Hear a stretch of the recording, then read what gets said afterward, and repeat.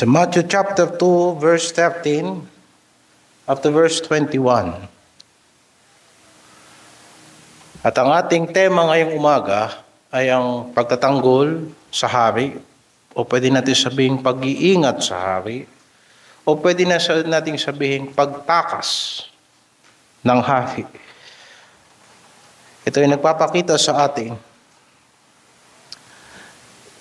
na habang gumagawa ang Panginoon ng kanyang layunin, ang diablo ay hindi mananahimik.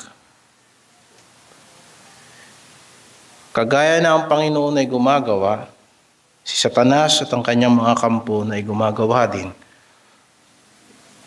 upang ang plano ng Diyos ay magkaproblema, hindi matupad, hindi mangyari, upang ang mga lingkod ng Diyos ay mawala sa focus, mag-iba ng landas.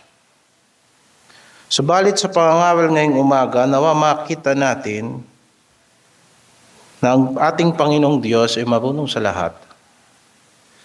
Siya ay nakakaalam ng ating kinabukasan at ang kanyang salita ay mapagkakatiwalaan upang ating masunod at ating masundan. Dito tayo sa Matthew chapter 2, verse 13. Nang makaalis nga sila, ang tinutukoy yung mga haring tinutukoy dito ay yung mga inutusan ni Haring Herodes na bumalik sa kanya ay hindi bumalik ang mga pantas na lalaki. Na makaalis nga sila, narito ang isang anghel ng Panginoon ay napakita kay Jose sa panaginip na nagsasabi, magbangon ka at dalhin mo ang sanggol at ang kanyang ina at tumakas ka hanggang sa Ehipto at dumuon ka hanggang sa sabihin ko sa iyo, sapagkat hahanapin ni Herodes ang sanggol upang siya'y puksain. At siya'y nagbangon at dinala ang sanggol at ang ina nito sa kinagabihan at napasa Ehipto. At dumuon hanggang sa pagkamatay ni Herodes upang maganap ang sinasabi ng Panginoon sa pamamagitan ng propeta na nagsasabi, mula sa Ehipto ay tinatawag ko ang aking anak. Yan ang unang bahagi ng ating exposition ngayong umaga, verse 13 hanggang verse 15. And then yung pangalawang bahagi, verse 16 hanggang verse 18. Na magkagayon nang mapansin ni Herodes na siya'y pinaglaruan ng mga pantas na lalaki, ay nagalit na mainam at nagutos at ipinapatay ang lahat ng mga sanggol na lalaki na nasa Bethlehem at sa buong palibot-libot noon, mula sa gulang na 2 taon hanggang sa pababa, alinsunod sa panahon ng kanyang maingat na pagkakasiyasat sa mga pantas na lalaki, na magkagayoy naganap ang sinalita sa pamagitan ng propeta Jeremias na nagsasabi, isang tinig ay narinig sa Rama, pananangis at kalagim-lagim na iyak. Tinatangisan ni Raquel ang kanyang mga anak at ayaw na siya'y maaliw sapagkat sila'y wala na. Ngunit pagkamatay ni Herodes, narito ang isang anghel ng Panginoon ay nagpakita sa panaginip kay Jose na nagsasabi, magbangon ka at dalhin mo ang sanggol at ang kanyang ina at pumatungo ka sa lupain ng Israel sapagkat nangamatay na ang nagmimithi sa buhay ng sanggol. Manalangin tayo. Salamat po, Ama naming Diyos, na kami po ay nagpahayag sa amin na ikaw ay matapat sa iyong mga pangako, ikaw ay mabiyaya sa iyong pagliligtas, ikaw ay malupit sa iyong paghatol at kakilakilabot sa iyong kabanalan. Ikaw ay nagpaparusa sa makasalanan, nagagantimpala sa mga matuwid. Gayunpaman, ikaw ay mabagal sa pagkagalit at masagana sa awa. Ngayong umaga, humihingi po kami sa iyo ng awa. Na malaya mong paduluyin ang iyong banal na salita sa aming mga isip at puso. upang kami ay makaunawa sa iyong mga panuntunan hanggang sa makatawid kami sa magulo at masamang daigdig na ito. Upang matawid namin ito tungo sa iyo sa iyong pagbabalik, mga manlalakbay sa lupang ito, subalit nagtamo sa iyo ng awa. Mahayag nawa ang buhay namin na liwanag. Liwanag hindi dahil sa aming kabutihan at hindi dahil sa aming katalinuhan, ni hindi dahil sa aming kayamanan at sa aming kalakasan. Liwanag sapagkat kami ay iyong kinaawaan. Kami ay iyong kinahabagan. Pinupuri ka namin at pinapasalamatan. Salamat po sa lahat ng panalangin na ihandog ngayong umaga. Sa lahat ng mga salitang binasa ngayong umaga. Nawa ang lahat ng ito ay ipaalala mo sa aming puso. Sa pangalan ng Panginoong Hesus, ito ang aming samot dalangin. Amen. Sa dalawang bahagi na ating binasa ngayong umaga, mga kapatid, titignan natin yung isa. Kung paano binigyan ng Diyos, ng Panginoong Diyos, si Jose ng babala upang maingatan ang ating Panginoong Hesukristo habang siya ay sanggol pa lamang. At ang pangalawang bahagi ay tumutukoy naman patungkol sa kung paano pinatay ni Herodes ang mga bata sa Jerusalem sa pagbabakasakali na ang pinanganak na hari ay madamay sa kanyang pagpatay ng mga bata. Tignan natin yung unang bahagi sa verse 13 hanggang verse 15. Makikita natin dito na pagkaalis ng mga pantas na lalaki na ating ipinangaral noong nakaraang linggo, na sila'y nagnasa para sumamba sa pinanganak na hari ng mga Hudyo, kanilang natagpuan ang Panginoong Hesus at kanilang sinamba ang Panginoong Hesus at sila'y nagbigay ng mga kaloob.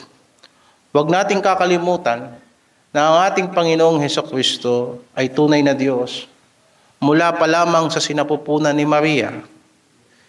Maliwanag na sinabi ng anghel na ang pagkabuntis ni Maria ay sa pamamagitan ng banal na Espiritu at ang banal na Espiritu, ang kapangyarihan ng banal na Espiritu ang nangibabaw kay Maria, kaya't ang pinagbuntis niya ay tinatawag na banal simula pa lamang sa kanyang sinapupunan. Kung kaya't bagamat ang ating Panginoong Hesukristo sa pagkakataong ito ay maliit na bata pa lamang, maitataya natin na 2 taong gulang pababa ang edad ng ating Panginoong Hesukristo sa mga panahong ito. At hindi na siya sanggol na kagaya doon sa Bethlehem, sa sabsaban. Alinsunod doon sa tagal ng paglalakbay ng mga pantas na lalaki at doon sa edad na binigay nila kay Herodes. At siya isang maliit na bata na ng mga panahong ito. Siya ay sinamba ng mga pantas na lalaki. Pinapabulaanan nito ang mga aral na ang ating Panginoong Hesukristo ay naging Mesiyas lamang nung siya ay nabautismuhan ni Juan Bautista. May ganong mga aral. Sapagkat kung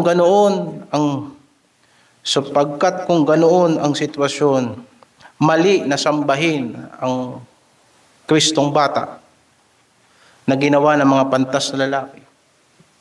At hindi siya tatawaging anak ng Diyos kung siya ay normal na tao lamang o normal na bata sa mga panahong ito. Pero makikita natin, mga kapatid, ang punto ng ating pangangaral ngayong umaga na si Jose ay binigyan ng babala.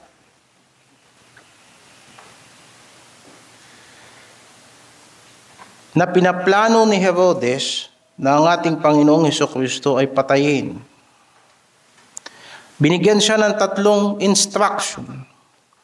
Una, ang bata at ang ina ay itakas. Saan tatakas? Sa Ehipto. At pagkatapos, pagdating mo sa Ehipto, huwag kang aalis doon.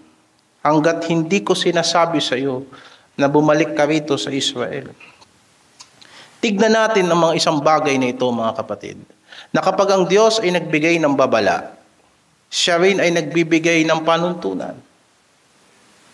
Ang ating Panginoon, pag nagbigay ng warning, nagbibigay ng instruction. Hindi sinasabi ng Diyos ang pangit na darating, ang parusang darating, ang sakuna na darating, na hindi siya nagbibigay ng paunang instruction kung anong dapat gawin ng mga lalaki ng Diyos. Isang bagay na dapat natin tignan kay Jose, at karaniwang hindi na ipapangaral at hindi binabanggit, pero bigyan natin ng puwang sa pangangaral ngayong umaga, na kung isip-isipin, sinabi sa Biblia na si Jose ay isang matuwid na tao. Chapter 1, verse 19, ang banal na kasulatan ay nagsabi, sa pamagitan ng inspiration ng Holy Spirit, na si Jose na kanyang asawa, palibhas ay lalaking matuwid. Alam natin sa Biblia na maraming taong makasalanan. Subalit, kung iisipin natin, si Jose ay tinawag na matuwid at ipinakita na siya ay tao na may prinsipyo, sapagkat nang nakita niya na si Maria ay nabuntis, subalit hindi siya ang nakabuntis, binalak niya na hiwalayan si Maria ng tahimik upang wag nang mag-iskandalo itong si Maria at masira ang buhay ni Maria. Gayunpaman, makikita natin sa banal na kasulatan, sa verse 24 at sa verse 25, na ang Diyos ay nakialam sa plano ni Jose. At nagbangon si Jose sa kanyang pagkakatulog at ginawa niya ayon sa pinag-utos sa kanya ng anghel ng Panginoon at tinanggap ang kanyang asawa. Isang lalaki na ayaw niyang pakasalan si Maria sapagkat dahil sa nangyari na sa pag-aakala na si Maria ay nagtaksil sa kanya. Subalit, kinausap siya ng anghel ng Panginoon. Sa madaling salita, pinadalhan siya ng Panginoon ng salita. At isang magandang bagay na pansinin natin na itong si Jose ay nagbago ng isip. Na yung pagkaayaw niya kay Maria at sa pinagbubuntis nito ay naging pag-ako niya ng responsibilidad. Hindi dahil sa naawa siya kay Maria. Hindi dahil sa siya ay na-pressure ng komunidad. Kung hindi dahil sa naniwala siya sa salita ng Panginoon. Sinong lalaki ang magbabago ng isip kapag sinabi ng Diyos sa kanya yung kalooban ng Diyos? At siya'y nagtiwala na yung daladala ni Maria, hindi yun bunga ng pagkakasala. Naniwala siya na yung daladala ni Maria ay bunga ng banal na Espiritu. Mahirap. Napaka-importante sa mga lalaki. Lalo na sa yabang ng lalaki.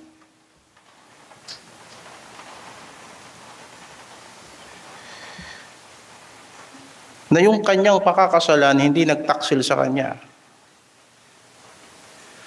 Isipin mo sa habang nagbubuntis si Maria, tinitignan niya si Maria at umiikot sa isip niya, hindi akin yan. Kaninong anak yan? Sino ang nakasalisi? Subalit inako niya ang responsibilidad sapagkat sinabi sa kanya ng Panginoon, yung pinagbubuntis niya yan, anak yan ng Diyos. Napakahirap nun. At pinakasalan niya, at malamang hindi naman pwedeng ilagay sa birth certificate ni Kristo. Sinong tatay? Lagay mo dyan, banal na Espiritu. Hindi naman pwede yun. Magiging katawa-tawa yun.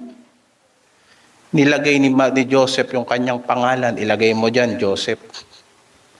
Inako niya yung responsibilidad na kung iisipin mo, kahit ako hindi ko aakuin yun. Kaya nga ngayon, halos napupunta sa korte yung DNA test, paternity test. Yung iba napupunta pa sa mga palabas.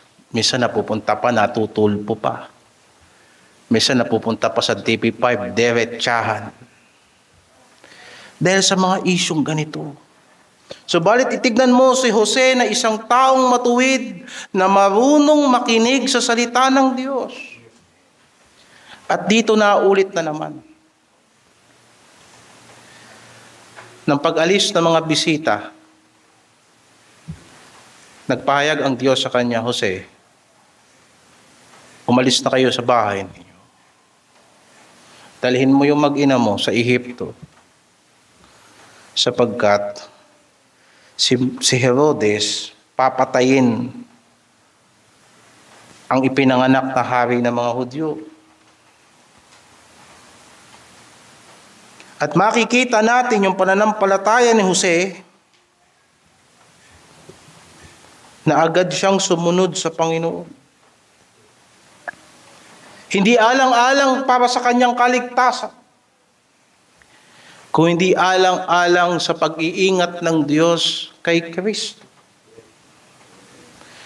Pag-iisipin mo na ang Diyos na makapangyarihan sa lahat, nagkatawang tao sa anyo ng isang sanggol, na kahit siya mismo, sa kanyang pagkakatawang tao, wala siyang lakas na iligtas ang kanyang sarili. Ipinagkatiwala ng Diyos ang kanyang bugtong na anak sa isang lalaki na kagaya ni Jose, na mag-iingat sa interes ni Kristo. Komportable na si Jose sa kanyang lugar. Isipin mo na maaaring umiikot sa isip ni Jose na kung kailan siya nakinig sa Diyos tsaka napasok ang kanyang buhay sa panganib. Subalit, makikita natin na siya'y sumunod sa Panginoon at siya'y naghintay. Hindi siya gumalaw hanggat hindi sinasabi ng Diyos sa kanya na umuwi siya sa Israel.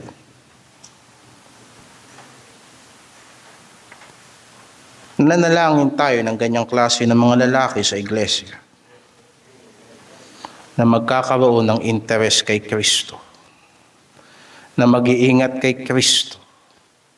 Bagamat dumarating sa punto na ang Panginoong Jesucristo, bago siya lumakad sa lupang ito, na gumagawa ng mga himala, na nagpapakain ng mga nagugutom at nangangaral ng salita ng Diyos,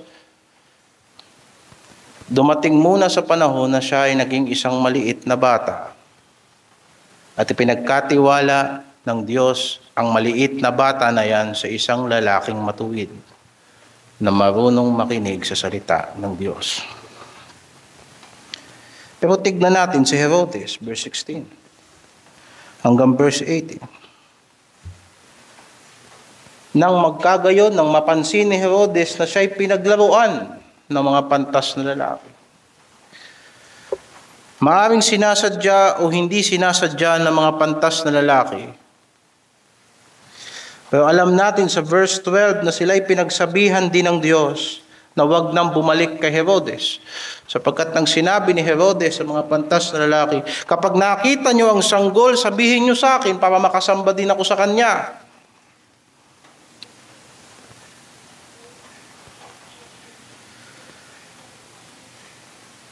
Kaya hindi na bumalik ang mga pantas na lalaki.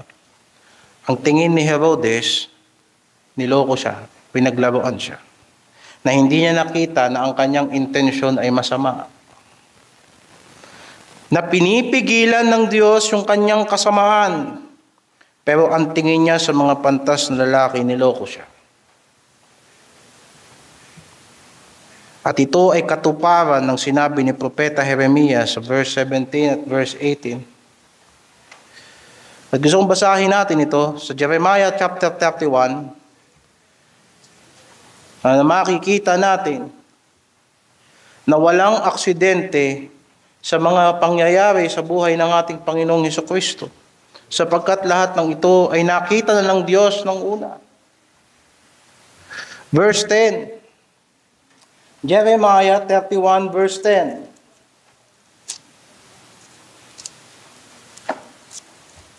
Inyong dinggin ang salita ng Panginoon, o ninyong mga bansa. Inyong ihayag sa mga pulo sa malayo at inyong dinggin. Ang nagpangalat sa Israel, siyang magpipisan sa kanya at mag-iingat sa kanya gaya ng ginagawa ng pastor sa kanyang kawan. Sapagkat tinubos ng Panginoon ang Jacob at tinubos niya sa kamay ay lalong malakas kaysa sa kanya. Bakit natin binasa itong verse 10 at verse 11? Para maset natin yung context sa Jeremiah na ang tinutukoy dito ay ang panahon ng Messiah. Na itong Israel na sila'y nagsipagkalat sa lahat ng mga bansa, dumarating na ang panahon na sila'y titipunin ng Diyos. Na sila'y ililigtas ng Panginoon. Subalit, merong isang insidente na mangyayari. Punta ka sa verse 15. Verse 15. Ganito ang sabi ng Panginoon, isang tinig ay narinig sa Rama, panaghoy at kalagim-lagim na iyak. Iniyakan ni Raquel ang kanyang mga anak, at siya'y tumatangging maaliw dahil sa kanyang mga anak sapagkat sila'y wala na. Nakita mo yun? Yan ay direct quotation na kinuha at isinulat sa Matthew chapter 2 verse 17 to 18. Na sinasabi ni Mateo, eto na yun. Na kahit itong pag-iyak na ito ay tanda na ang Mesaya ay narito na. Pero mas maiintindihan natin bakit kailangan na may mga sanggol na mamatay ng panahon na yun. Ituloy natin sa pagbasa. Verse 16. Ganito ang sabi ng Panginoon, iyong pigilin ang iyong tinig sa pag-iyak at ang iyong mga mata sa mga luha, sapagkat gagantihin ang iyong mga gawa, sabi ng Panginoon, at sila'y magsisibalik na mula sa lupain ang kaaway. At may pag-asa sa iyong huling wakas, sabi ng Panginoon, at ang iyong mga anak ay magsisiparoon uli sa kanilang sariling hangganan. Ipinakita dito na sa pagdating ng Mesiyas, sa pagdating ng Hari ng Israel, bagamat maraming luluha, maraming magiging hadlang, maraming magbabalak ng masama para ang kalooban ng Diyos ay hindi matupad, gayunpaman sa huli, hindi mawawala ng pag-asa ang mga tao ng Diyos. Ang lahat ng pagsisikap ay gagantihan ng Panginoon. Ang lahat ng mga anak ng Diyos na nagsipaglayo ay magsisipagbalik. Kung kaya't minsan kailangan nating maintindihan kung bakit pinahihintulutan ng Diyos ang mga pangit na sitwasyon. At ginagamit niya ito para makita natin ang kanyang layunin sa ating buhay at matuto tayong lalong magtiwala sa Panginoon. Sa huli, si Herod ay namatay. Tandaan natin kahit gaano makapangyarihan ang tao may katapusan. Maaring pinagbantaan niya si Kristo, pero si Kristo ay Diyos, si Herodes ay tao lamang. Pagdating sa verse 19, ngunit pagkamatay ni Herodes, narito ang isang anghel ng Panginoon ay nagpakita sa panaginip kay Jose sa Ehipto. Approximately 1 BC namatay si Herodes. Ang kinamatay niya, kidney failure at sexually transmitted disease. Ayon sa archaeology, namatay si Herodes na iniuud ang kanyang ari. Nagpapakita ng kanyang masamang pamumuhay. Ang kanyang immoral na pamumuhay, labis na katakawan at pag-inom at bisyo.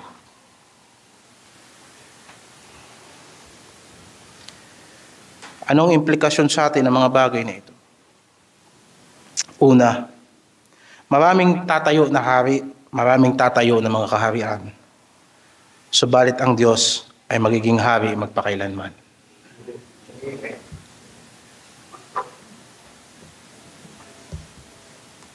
Basahin natin sa awit. Psalms 46. Psalms 46 verse 1.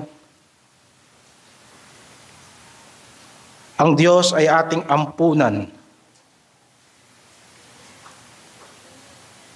at kalakasan, handang saklolo sa kabagabagan. Kaya't hindi tayo matatakot, bagamat ang lupa ay mabago,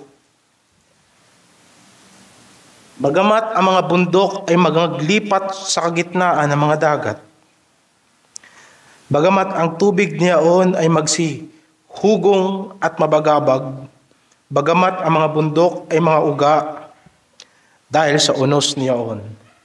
Sela. May isang ilog na ang mga agos ay nagpapasaya sa bayan ng Diyos, sa banal na dako ng tabernakulo ng kataas-taasan. Ang Diyos ay nasa gitna niya, siya ay hindi makikilos.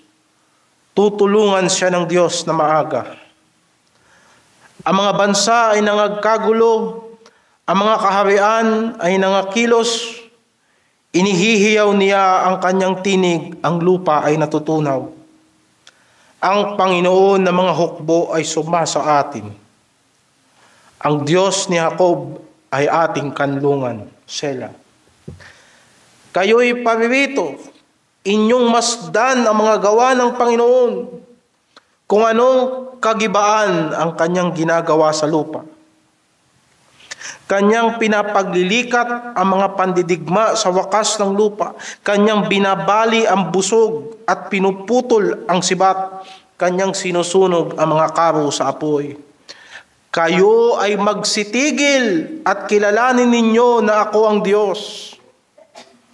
Ako'y mabubunyi sa gitna ng mga bansa. Ako'y mabubunyi sa lupa. Ang Panginoon ng mga hukbo ay sumasa atin. Ang Diyos ni Jacob ang ating kanlungan.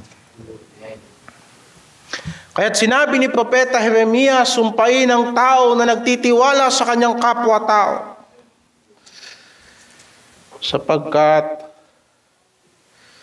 kung paanong hindi mo mapagkakatiwalaan ang tao sa kanyang banta, hindi mo rin mapagkakatiwalaan ang tao sa kanyang pangako. Hindi mo mapagkakatiwalaan ng tao sa kanyang pangako, hindi mo rin siya mapagkakatiwalaan sa kanyang banta. Kung sasabihin ng tao sa iyo na ikaw ay bibigyan niya ng buhay, hindi mo siya mapagkakatiwalaan, kagaya ng hindi mo siya pwedeng pagkatiwalaan kung sasabihin niyang papatayin ka niya. Pag sinabi ng taong papatayin ka niya, hindi mo dapat siya katakutan. Kagaya ng hindi mo mapapaniwalaan at dapat paniwalaan ng pangako niya na hindi ka niya papatayin. Sapagkat ang tao ay parang damo at ang lahat ng kaluwalhatian ng tao ay lumilipas. Subalit ang salita ng Diyos ay mamamalagi magpakailanman. Anong sinasabi ng propeta? Jeremias 17 verse 7. Mapalad ang tao na tumitiwala sa Panginoon at ang pag-asa ay ang Panginoon. Hindi sinasabing umasa tayo sa Diyos. Ang sinasabi, ang Diyos ang gawin nating pag-asa. Maraming taong umaasa sa Diyos. Para saan? Sa mga bagay na kanilang pag-asa. Ang Diyos ay hindi lang dapat asahan. Wala tayong ibang pag-asa maliban ng Diyos. Sapagkat siya ay magiging parang punong kahoy na itinanim sa tabi ng tubig at nagugat sa tabi ng ilog at hindi matatakot pagkat ang init ay dumarating, kundi ang kanyang dahon ay magiging sariwa at hindi mababalisa sa taon ng pagkatuyo o maglilikat man ng pagbubunga. Makikita natin ang kapalaran ng taong nagtitiwala sa Diyos.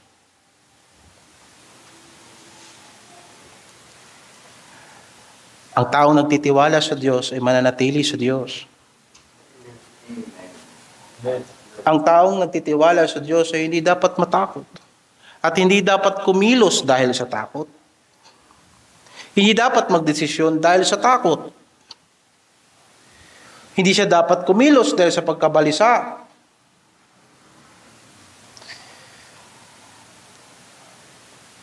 Sapagkat ang Panginoon na siya magbibigay sa atin ng bunga. Ang Panginoon na magbibigay sa atin at magpapalawak sa atin at magbibigay sa atin ng mga anak sa pananampalataya. Kagaya ng puno na kapag hindi nag-ugat at naglipat-lipat ay hindi nagiging matatag na puno. Ang nagtitiwala sa Panginoon ay kagaya ng puno na lumago at hindi mo mabubunot. Verse 9, ang puso ay mandaraya ng higit sa lahat ng mga bagay at totoong masama. Sinong makakaalam?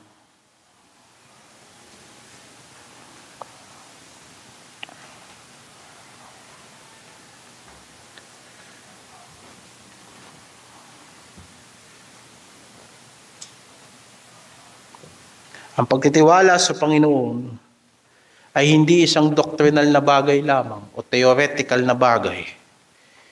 Ito ay nadarama sa puso at nauunawaan ng puso.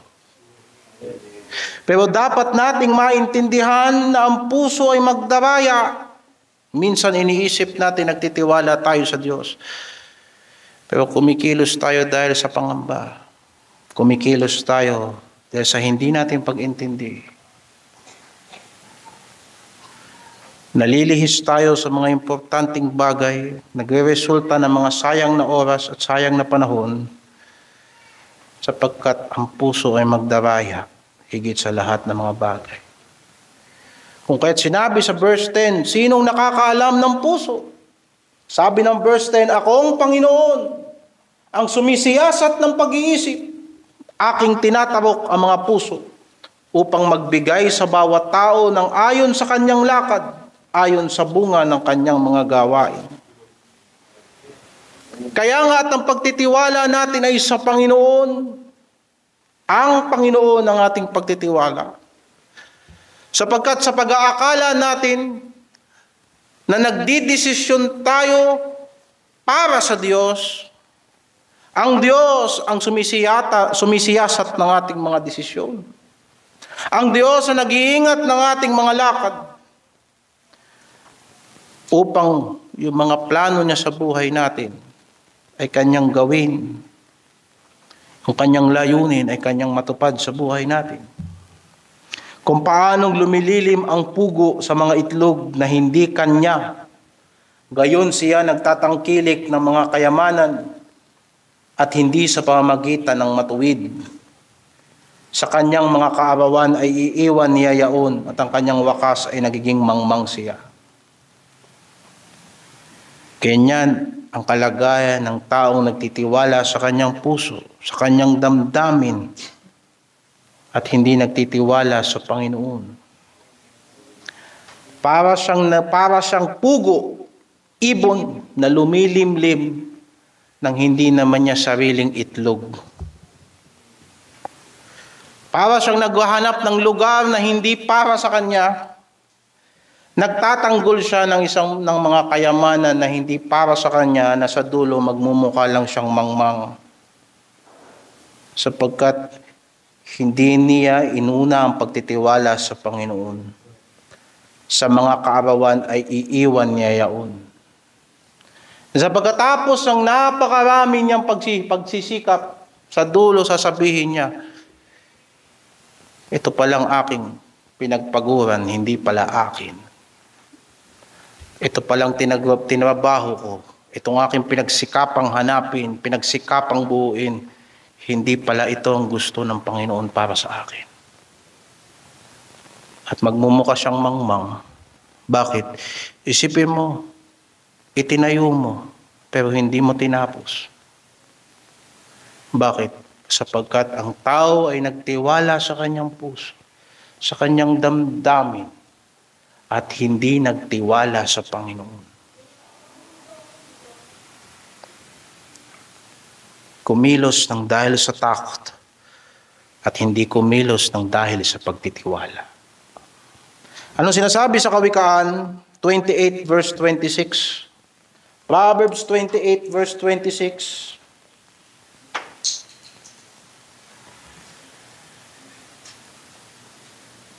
Siyang tumitiwala sa kanyang sariling puso ay mangmang.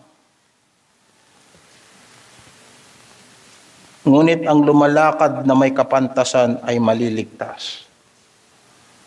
Proverbs 28 verse 26. Magandang life verse yan. He that trusteth in his own heart is a fool, but whoso walketh wisely, he shall be delivered.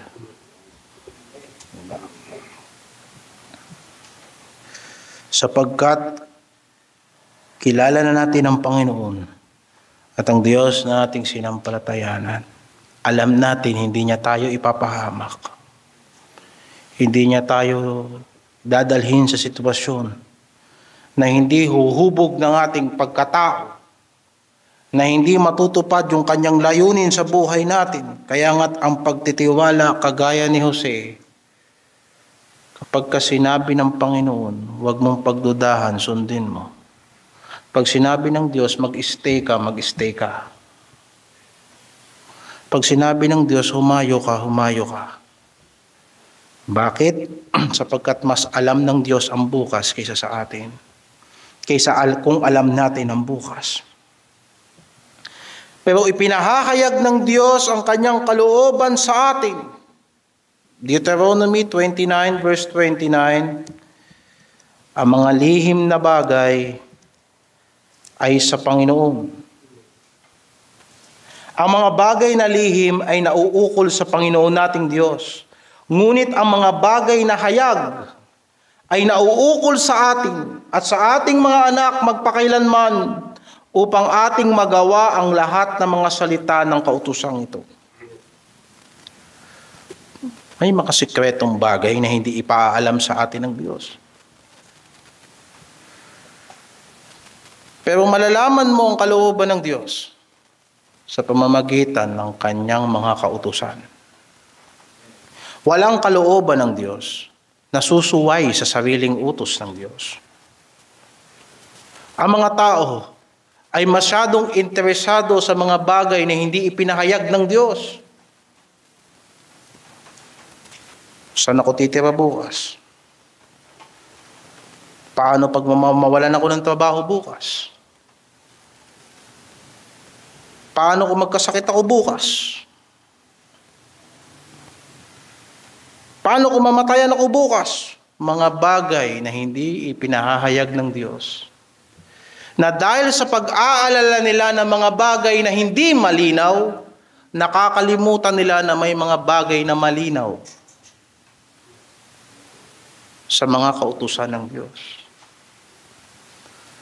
Na dapat pala naglilingkod ka sa Panginoon. Na dapat pala ikaw ay nagtatrabaho kaysa mag-alala ka sa mga bagay na hindi pa nangyayari sapagkat yung trabaho mo ay ang di na maghahanda sa iyo sa kinabukasan. Na imbis pala mag-alala ka sa kinabukasan, kung ikaw ay estudyante, nag-aaral ka, mag-aaral ka, huwag mong isipin ang kinabukasan. Bakit? Sapagkat nag-aaral ka ngayon. Yang pag-aaral mo ngayon ang maghahanda sa iyo sa kinabukasan. Hindi yung sa pag-aalala mo sa kinabukasan, iniwan mo ang trabaho mo o iniwan mo ang pag-aaral mo. Dahil nag-alala ka sa kinabukasan. May mga bagay na ipinahayag ang Diyos. Kahit anong alala mo, bukas, 1 week from now, 1 year from now, 10 years from now, hindi darating yun. Kung susuwayin mo yung mga bagay na ipinahayag ng Diyos sa kanyang mga kautusan sa ngayon. Maraming iniwanan nila ang iglesia. Bakit? Nag-alala sila para bukas. Nakipagkompromiso sila ngayon. So bakit? Nag-alala sila sa kanilang pagtanda. Samantalang nakalimutan nila, hindi pa sila masyadong matanda. May mga sikretong bagay na sasakit lang ang ulo mo kaiisip. At may mga bagay na ipinahayag na sa iyo ang Diyos na dapat mong sundin at lakaran. At diyan tayo binibigyan ng Diyos ng babala. Basahin natin ang isang talata na isang passage sa banal na kasulatan patungkol sa pagiging supisyente ng salita ng Diyos. Psalms 19, verse 7 hanggang 11.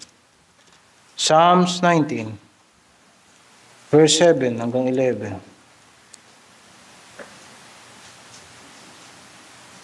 Ang kautusan ng Panginoon ay sakdal na nagsasauli ng kaluluwa. Ang patotoo ng Panginoon ay tunay na nagpapapantas sa hangal, pati doon sa mga nagtitiwala sa kanyang sariling puso. Ang mga tuntunin ng Panginoon ay matuwid na nagpapagalak sa puso. Ang mga utos ng Panginoon ay dalisay na nagpapaliwanag ng mga mata. Ang takot sa Panginoon ay malinis. Sabi diyan, ang takot sa Panginoon. Sabi sa Kawikaan, ang takot sa Panginoon na umpisa ng kaalaman. Ang takot sa Panginoon ay malinis, na nananatili magpakailanman.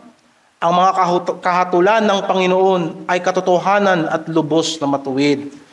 Mga pinipitang higit kaysa sa ginto, oo, higit kaysa maraming dalisay na ginto, lalong mainam kaysa sa pulot at sa pulot-pukyutan.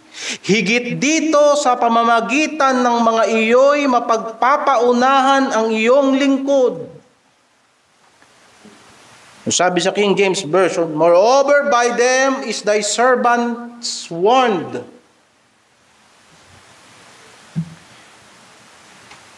Sa pamamagitan ng kautusan ng Panginoon, sa patotoo ng Panginoon, sa tungtunin ng Panginoon, sa utos ng Panginoon, sa takot sa Panginoon, sa kahatulan ng Panginoon, ang mga lingkod ng Diyos ay napapaunahan ng Diyos. Sa madaling salita, sa tuwing tayo ay sumusuway sa kanyang kalooban, hindi lang opportunity ang sinasayang mo ang iyong hinaharap. At yan ay totoo.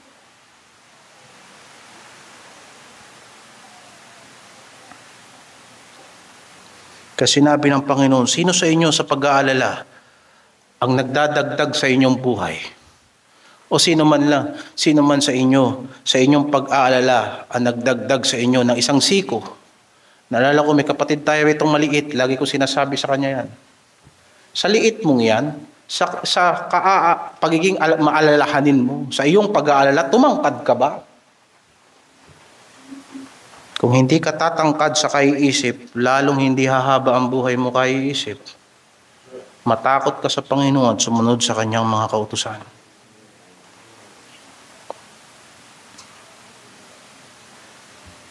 Higit dito sa pamamagitan ng mga ito'y mapagpapaunahan ang iyong lingkod. Sa pag-iingat ng mga iyaon ay may dakilang gantimpala. Ang mga salita ng Panginoon na itinuturo sa atin, kung iyong buong pagtitiwalaan, makikita mo na kung anong klaseng hinaharap meron tayo.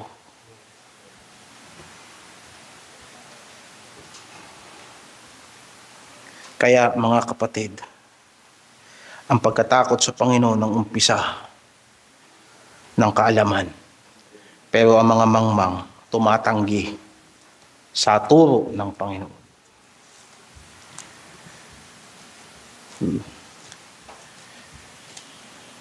Kawikaan 1:7. Ang takot sa Panginoon ay pasimula ng kaalaman, ngunit ang mangmang ay humahamak sa karunungan at turo.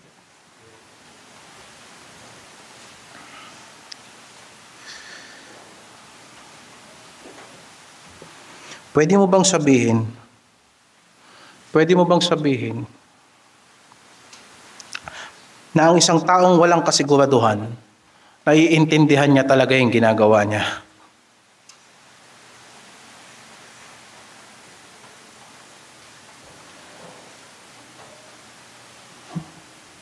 Walang ibang gamot sa takot na tinuro ang banal na kasulatan maliban sa takot din. At nabasa natin yung sa Mateo, ang sinabi ng Panginoon, huwag kayong matakot sa mga pumapatay ng katawan pero hindi kayang pumatay ng kaluluwa. Subalit matakot kayo sa Diyos, sa Kanya, na kayang pumatay hindi lang ng katawan, kundi pati kaluluwa sa impyerno. Dahil sinong tao ang walang takot? Ako'y natatakot din. At ako'y kinakabahan din. At hindi sagot sa takot ang magtapang-tapangan. Ang gamot sa takot, takot din. Matakot ka sa mas makapangyarihan. Matakot ka sa mas may kayang gampanan. Matakot ka sa kayang humatol sa takot mo. At matakot tayo sa Diyos, sapagkat ang takot sa Panginoon ay umpisa ng kaalaman. Nagbibigay ang Diyos ng payo. Naalala ko na meron tayong kapatid na nagsabi, kasi kaya nahihirapan siya magpatuloy kasi walang nagpapayo sa kanya . Walang nagpapayo sa kanya na matandang lalaki. Walang kausap sa kanya na parang father figure ba? At ang sabi ko sa nagsabi sa akin noon, bakit? Wala bang nagbigay sa kanya ng payo? May nagbigay sa kanya ng payo. Kaya lang every time na may nagbibigay sa kanya ng payo, hindi niya pinapakinggan.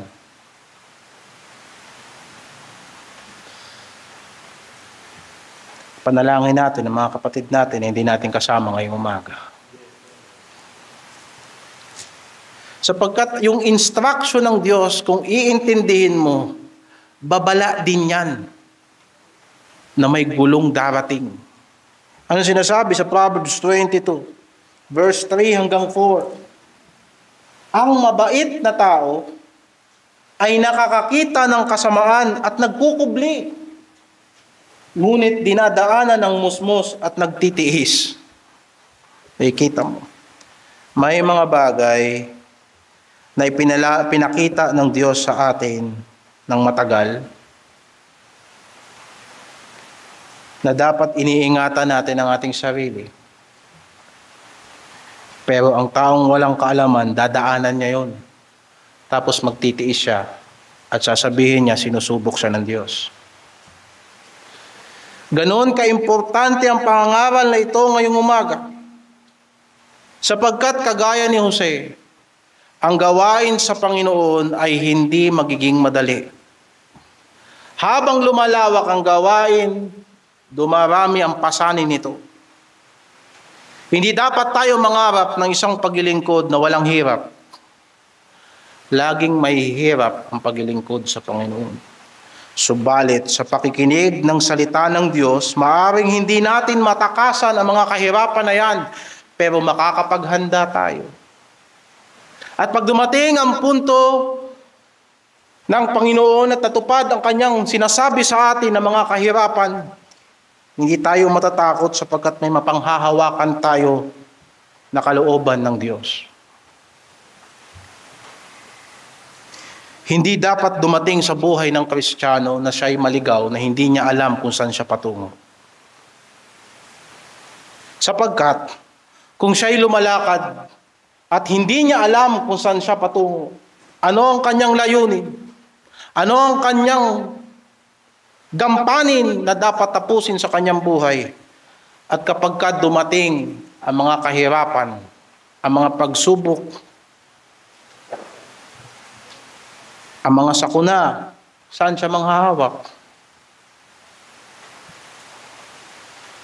Subalit ang tao, kung naiintindihan niya ang kanyang layunin, naiintindihan niya ang kalooban ng Diyos, at handa niyang pagtiwalaan ng Diyos ng kanyang buhay, darating ang mga sakuna, pero meron siyang mapanghahawakan. Ganito kasimple ang pinagkaiba ng pagpapalo ng Diyos at pagpaparusa ng Diyos. Kapag ka dumating ang sakuna at hindi mo alam kung paano ka napunta dyan at hindi mo alam kung paano lumabas dyan, hindi yan pagsubok. Parusa yan ng Diyos. Sapagkat ang hindi mo pagkaalam ay nangungusap tungkol sa iyo na hindi mo inalam ang kalooban ng Diyos. Subalit kung dumating ang sakuna at alam mo kung ba't ka napunta dyan, at alam mo na yan ay sinabi na ng Diyos sa iyo nung una pa, at ikaw ay mananatili na manghahawak sa kalooban ng Diyos, hindi yan parusa. Pagsubok yan. Ganun lang kasimple. Marami magsasabi, ako'y sinusubok ng Panginoon. Ang tanong ko, paano mo nalaman na sinusubok ka ng Panginoon? Saan ka sinusubok ng Panginoon?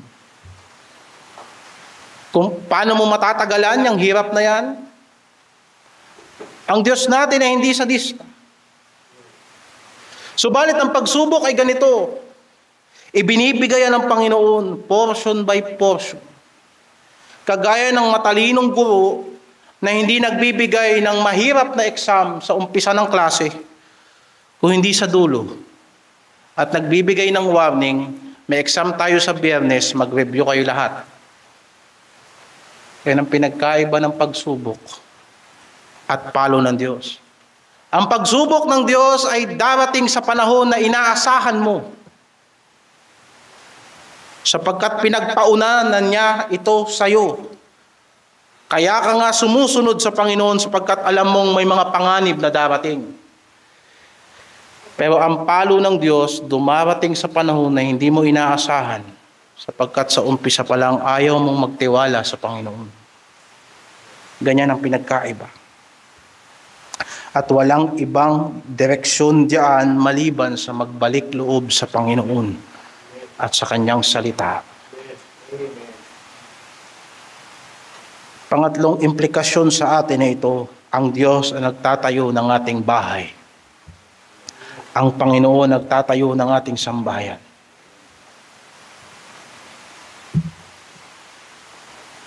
Ang pagsisimula ay laging mahirap.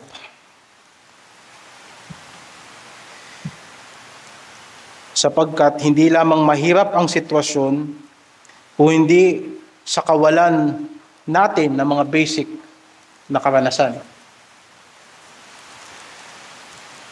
Kaya minsan, hindi mahirap ang pagtatayo ng pamilya, hindi dahil sa wala kang pera. Minsan, hindi mo lang talaga alam ang gagawin. Pero nagsabi ng banal na kasulatan, na binasa ng kapatid natin kanina, malibang itayo ng Panginoon ang bahay, walang kabuluhang nagsisigawa ang mga nagtatayo. Alam natin na ang tinutukoy dito na bahay ay hindi bahay na kahoy o bato. Sapagkat sa sumunod na mga konteksto, sinabi rito na ang mga bata, ang mga anak ay mana na mula sa Panginoon. Ang tinutukoy dito ay sambahayan. Lagi nating alalahanin na ang itinatayo sa atin ng Panginoon ang ating mga karakter. Kung anong klaseng uri ng tao tayo, kung maaari ba tayong pagtiwalaan o hindi tayo maaaring pagtiwalaan ng Diyos? Kaya nga ang sinusubok, hindi yung bahay, yung nakatira sa loob ng bahay. Ang sinusubok, para magtiwala, hindi yung lote, yung nakatira sa lote. Ang sinusubok, hindi yung pera, yung humahawak ng pera. Sapagkat, madalas, ang problema natin, hindi talaga tayo marunong gumamit ng pagpapala na galing sa Diyos. At hindi lamang tayo na mga tumatayong Jose, o mga magulang, o mga ama sa tahanan.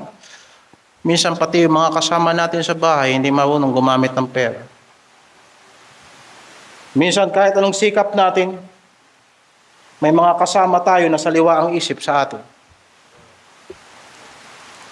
Halimbawa, sinabi ng Diyos kay Jose, pumunta ka sa Ehipto. Paano kung ayaw ni Maria sa Ehipto?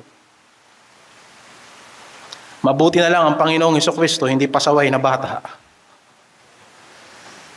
Kaya nga ang ating tahanan, una sa lahat, ilapit natin sa Panginoon. Ilapit natin ang bawat pagsasama sa Diyos. Ilapit natin ang bawat plano natin sa ating pamilya sa Panginoon, sapagkat tayo'y bahagi ng katawan ni Kristo. Kung ito'y totoo sa bawat pamilya, totoo rin ito sa bawat iglesia. Lagi kong binabanggit sa misis ko na ang lalaki ay dapat ibigin ang kanyang asawang babae. At hindi yun nagtatapos doon. May kasunod yun. May qualifier yun. Kagaya ni Kristo na umiibig sa kanyang iglesia. Na lagi kong sinasabi sa misis ko, kung aasahan mo kung namamahalin kita, pero ang kapalit nun, hindi ko mamahalin si Kristo sa iglesia, manghihina yung pagmamahal ko sa iyo. Lagi kong dapat isaalang-alang sa lahat ng desisyon ko ang iglesia para mamahal kita ng lubos. Sapagkat inibig ni Kristo ang kanyang iglesia.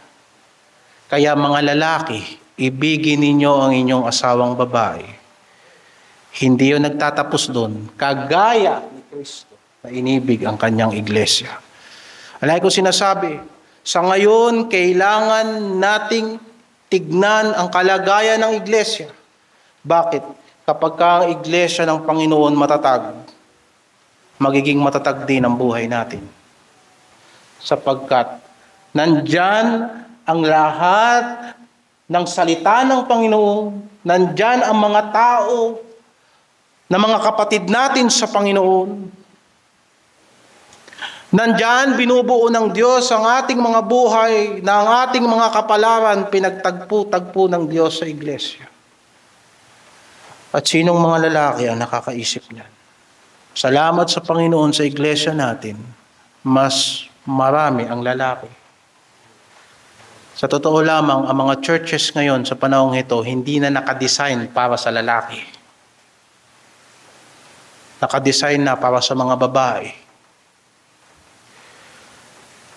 Ang mga pangangaral, hindi na pang lalaki.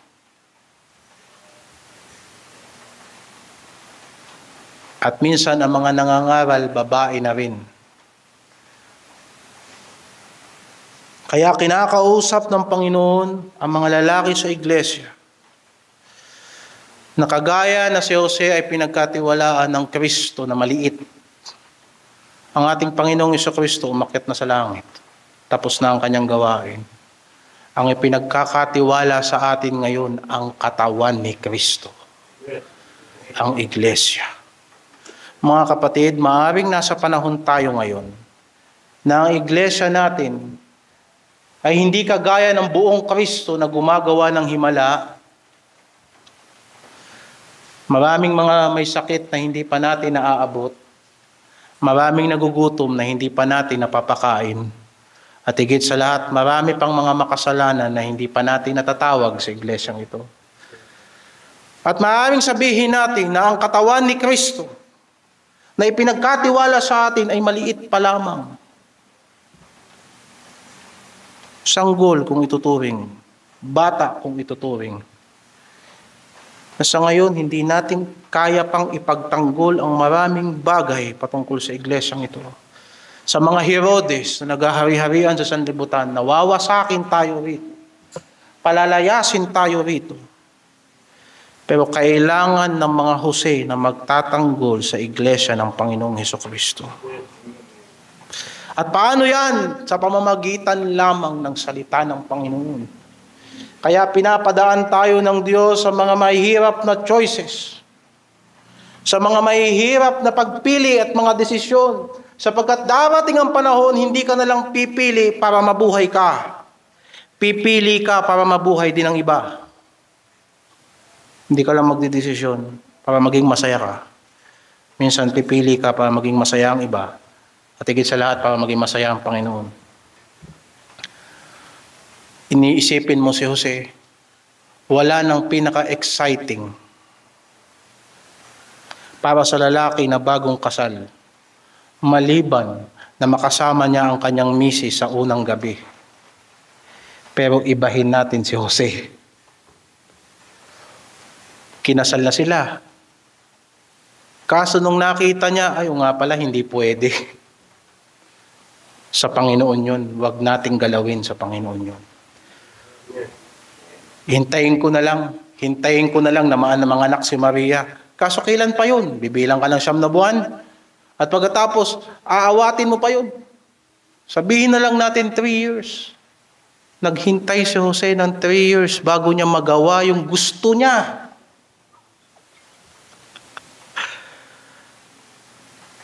At eto na naman, sasabihan na naman siya ng Panginoon, Jose, tumakas muna kayo. May gustong pumatay sa sanggol. At hindi sinabi ni Jose, nang simula nang dumating sa atin yung Kristo na yan, minalas-malas na ako. Hindi.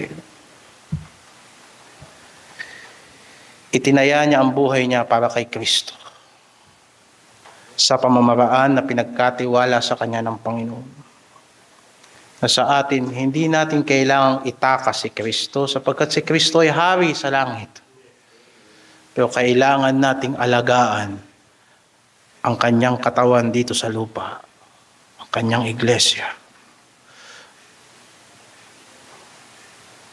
Maging willing tayo maghintay para mauna si Kristo. At the end, alam naman natin pare-parehas kung nananalig tayo sa Diyos, hindi naman tayo pababayaan ng Panginoon.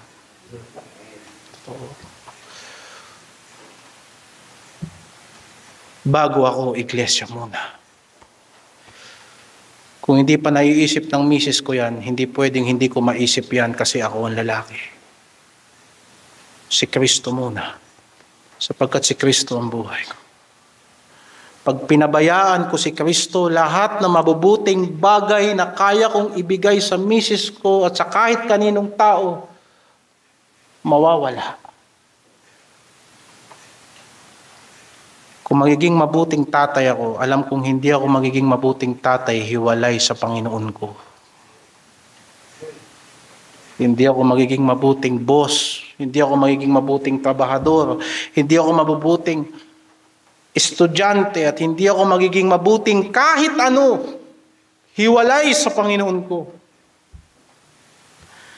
Kaya sa lahat ng pagpapagal, isaalang-alang natin ang Panginoon. At yan ang exhortation natin ngayong umaga. Magtiwala ka sa Panginoon ng buong puso mo. At huwag kang manangan sa iyong sariling kalaman. Minsan alam na natin, doon tayo napapahamak. Doon tayo ninanakawan ng oras. Tumiwala ka sa Panginoon ng buong puso. Huwag kang manalig sa iyong sariling kaunawaan. Kilalanin mo siya sa lahat ng iyong mga lakad at kanyang ituturo sa iyo. Ituturo ang iyong mga landas. Paano magtiwala sa Panginoon? Una, kilalanin mo ang Panginoon sa lahat ng iyong mga lakad. Ang problema sa Kristiyano, may lakad na para sa Panginoon at may lakad na hindi para sa Panginoon. Hindi ba sinasabi diyan, sa iyong lahat ng lakad?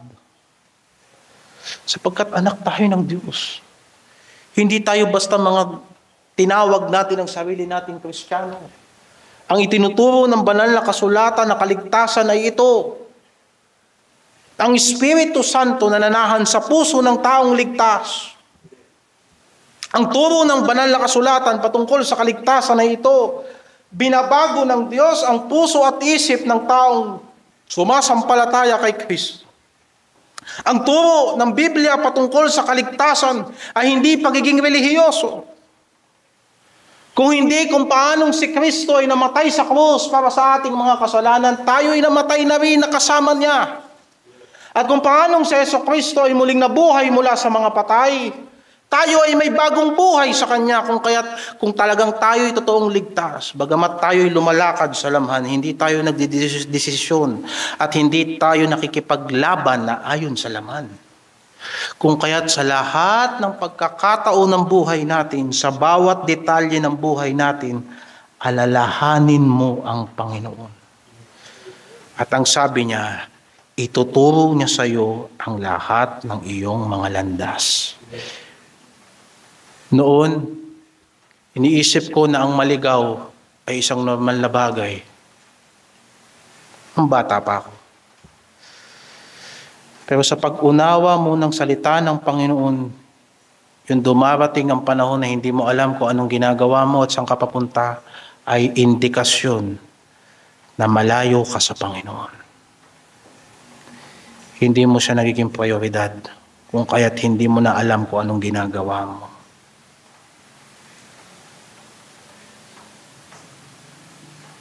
Pangako to ng Diyos. Alalahanin mo siya sa lahat ng iyong landas at ituturo niya sa iyo ang iyong mga lakad. And then sasabihin mo, may kapatiran tayong naligaw. Ba't siya naligaw? Hindi niya kinilala ang Panginoon sa buhay niya. Kaya nga't kapag ka itinuro sa iyo ng Panginoon ang iyong landas at nanatili ka doon, alam mo kagad kung yan ay parusa o pagsubok. Pangalawa, huwag kang magpakapantas sa iyong sariling mata. Verse 7, paano magtiwala sa Panginoon? Sa madaling salita, huwag maggaling-galingan. Huwag maghusay-husayan. Naalala ninyo ng mga nakaraang prayer meeting sa pananalangin, marami tayong hindi alam. Marami tayong sinasabi sa Diyos na hindi kalooban ng Diyos. Marami tayong sinasabi sa Panginoon na akala mo yan ang gusto ng Diyos para sa iyo, pero hindi niya gusto para sa iyo. At paano tayo huwag maging pantas sa sarili nating mata? Dalawa, matakot ka sa Panginoon at humiwalay ka sa kasamaan. Diba? Kapag natatakot tayo sa Panginoon, meron palaging pangalawang isip sa atin na nagsasabi na baka etong ginagawa ko hindi gusto ng Diyos, kaya't magiging maingat ako. Diba? Laging ang banal na Espiritu nagbibigay yan ng second opinion kapag ka ikaw bilang Kristiyano, dahil sa katigasan ng puso mo at ng ulo mo, uunahin mo lagi ang gusto mo. Ang banal na Espiritu lagi nagsasabi, hindi yan ang gusto ko para sa iyo. Mapapasama ka dyan. At minsan ang Kristiyano napapasama na lahat-lahat, hindi pa rin nagsisisi. Bakit? Nagpapakapanta sa kanyang sariling mata.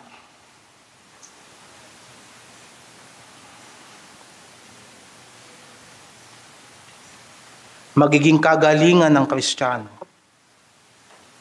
Magiging kaligtasan natin. Napakarami nating problema na hindi dapat natin pinasok kung hindi lang tayo nagpakapanta sa sarili nating mga mata.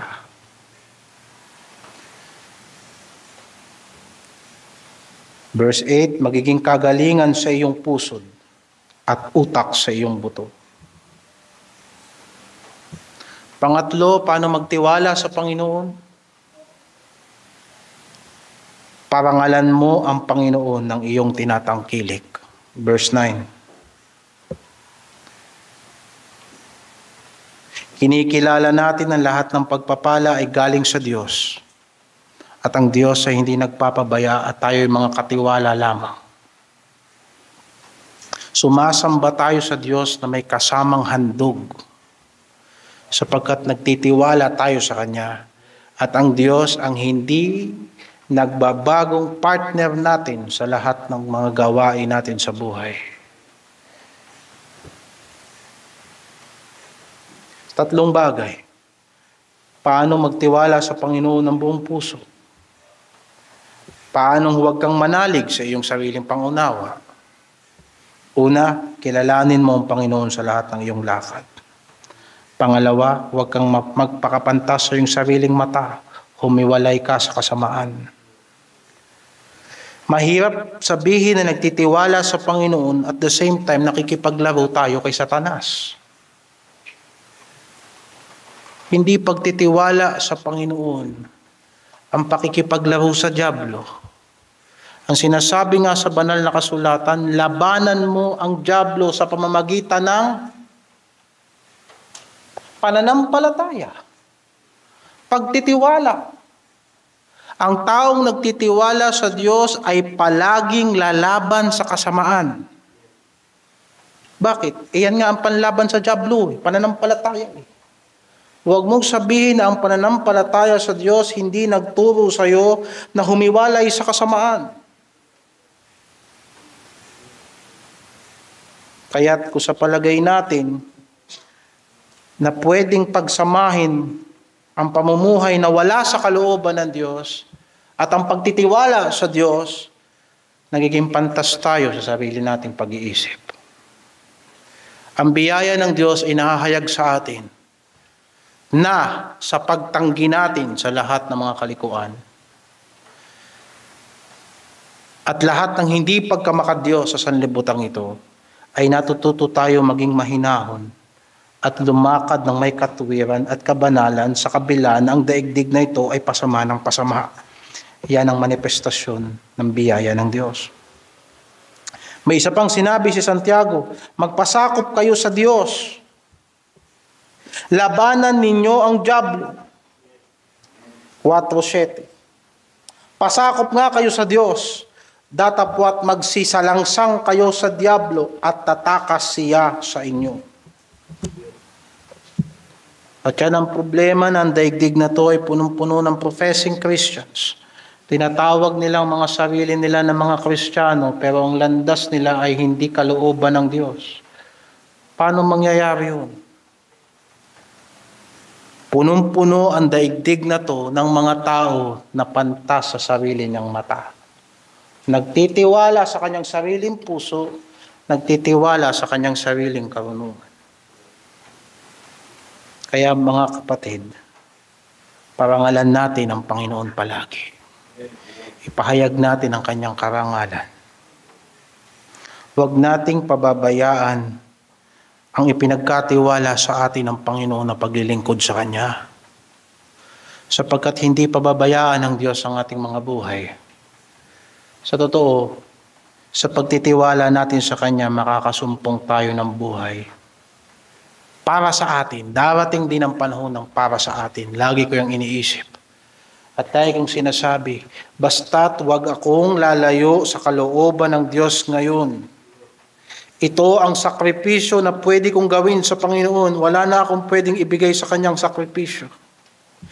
Hindi ko pwedeng ibigay sa Kanya ang aking buhay na punong-puno ng kasalanan. Wala siyang mapapala sa katawan ko, wala siyang mapapala sa katalinuhan ko, wala siyang mapapala sa akin. Sapagkat ang Diyos ay marunong sa lahat. Anong gagawin niya sa katawan ko? Ipampapataba niya sa lupa. Pero ano ang inihingi niya sa iyo, o tao? At anong inaasahan niya sa iyo, o tao? Ipinakita sa atin ng Diyos kung anong mabuti. Anong talata yan? Hosea. Yung palang Hosea na binabanggit ko, ano pala yun? I love mercy, not sacrifice. Micah 6:8. Micah.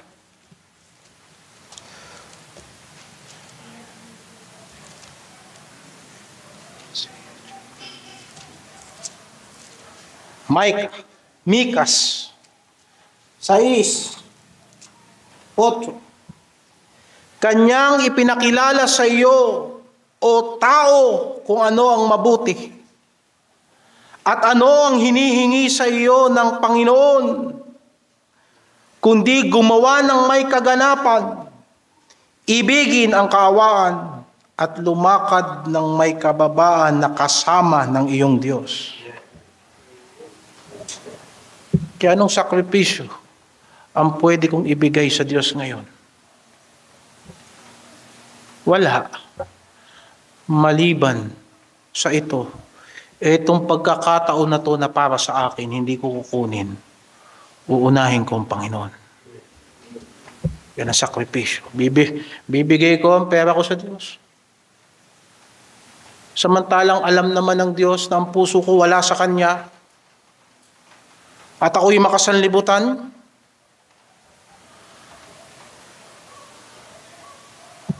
Ang unahin ng Panginoon higit sa lahat ng bagay ay napakadakilang sakripisyo ng Kristiyano na hindi niya naiintindihan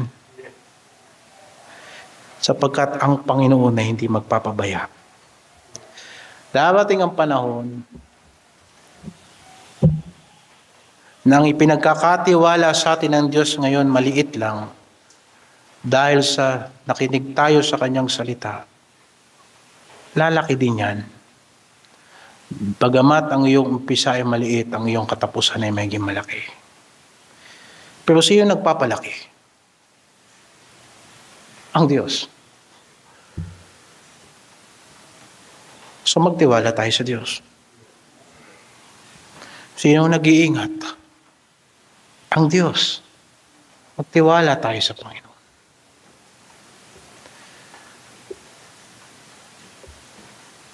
Sinong nakakaalam ng bukas? Ang Panginoon. At muli, ako'y magtitiwala sa Kanya.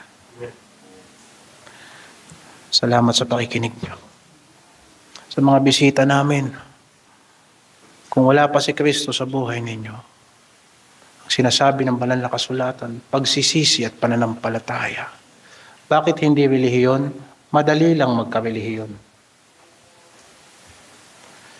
Maaaring umayon tayo sa isang relihiyon, pero yung buhay natin, ganun pa rin sa dati, malayo sa Diyos, ayaw sa Diyos. Walang pagtitiwala sa Diyos. Nandun pa rin tayo sa mga bisyo na sumisira sa atin, at sa mga kasalanan na sumisira sa atin. Subalit ang Diyos ay mapagpatawad. Namatay si Kristo para sa makasalanan. Lahat kami makasalanan. At hindi nakaabot sa kaluwalhatian ng Diyos. Lahat. Kahit ngayon na Kristiyano na tayo, kung wala si Kristo, hindi pa rin tayo makalalapit sa Diyos. Yun ang pinagkaiba ng buhay na may Kristo at walang Kristo. Ang may Kristo palaging nasa Diyos. Hanggang sa dumating ang panahon, sa pagbabalik ng Panginoon, lulubusin niya ang ating kaligtasan. Lahat ng kabigatan na ito aalisin niya. Lahat ng hadlang na ito. Kung kaya, huwag tayong mga takot sa mga Herodes sa lupang ito. Iingatan tayo ng Panginoon. But we have to trust Him. Magtiwala sa Panginoon. Ang kaligtasan ay pagtitiwala sa Panginoon sa umpisa hanggang sa katapusan. Sapagkat nasusulat, ang matuwid ay mabubuhay sa pananampalataya. Manalangin tayo. O Diyos, banal at makapangyarihan sa lahat, pinupuri ka namin, sinapasalamatan ka namin, sinasamba ka namin. Pinadadaan mo kami sa mga mahirap na sitwasyon at pinapaunawa mo sa amin ang kahalagahan ng iyong iglesia, ang kahalagahan ng iyong salita, ang kahalagahan ng kalooban ng Diyos, ang kahalagahan ni Kristo sa buhay namin. Gawin mo kaming maging matatag. Gawin mo kaming matuwid sa pananampalataya.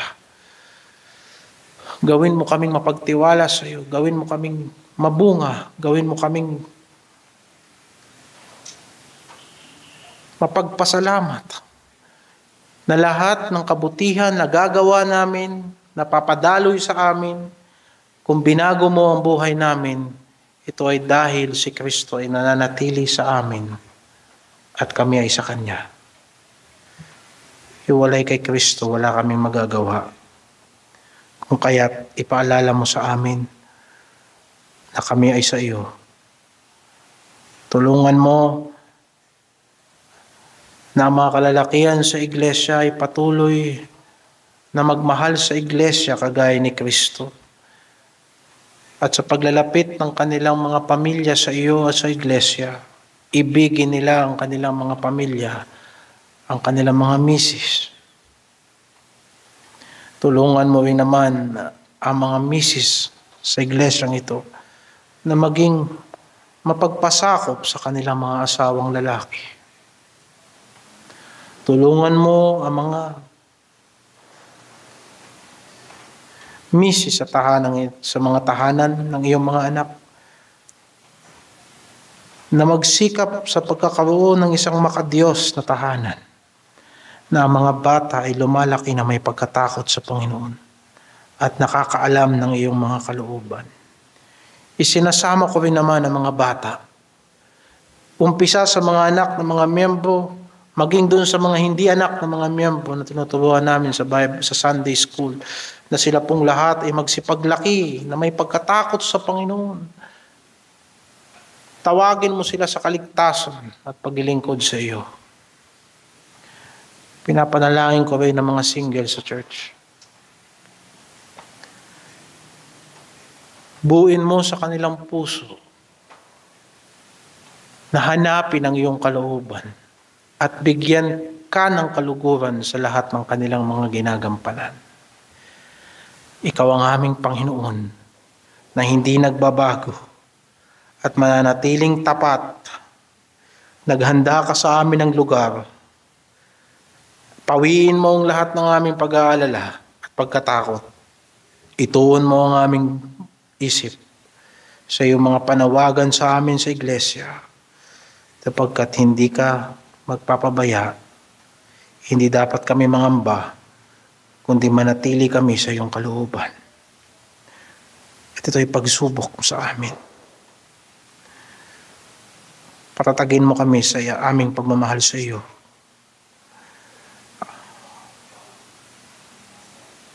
Panginoon, alam mo lahat ng bagay. At alam mo, minamahal ka namin. Tulungan mo kaming manatili sa pagmamahal mo. Sa pangalan ng Panginoong Hesus. Ito ang aming samot dalangin.